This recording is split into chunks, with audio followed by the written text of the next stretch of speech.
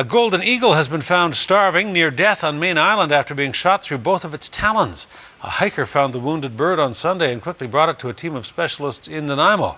And tonight, as Scott Cunningham reports, they're working round the clock to save the eagle's life, outraged that the protected species would end up in someone's crosshairs.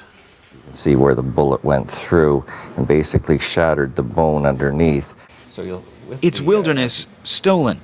Its home traded for a metallic table and a meal served through a tube. Unnatural selection. The bird's been shot.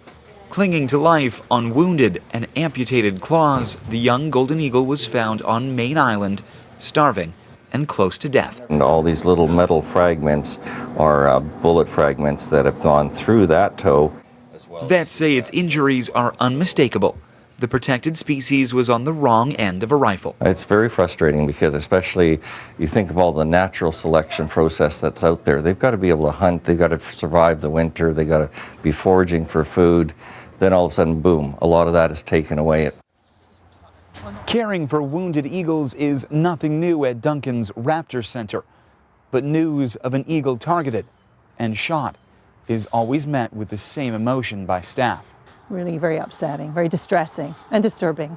Really is painful to hear that they have suffered at the hands of some unscrupulous human being.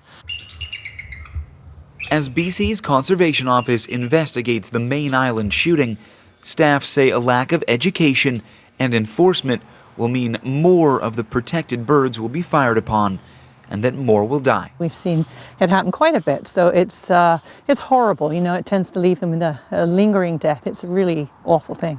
His veins are kind of collapsing and not so good. Back inside the vet clinic, staff say this bird will most likely lose another talon, a second amputation putting its ability to hunt at risk, meaning a bullet which may have missed its heart could only mean a slower death. Scott Cunningham, CTV News, NANAIMO.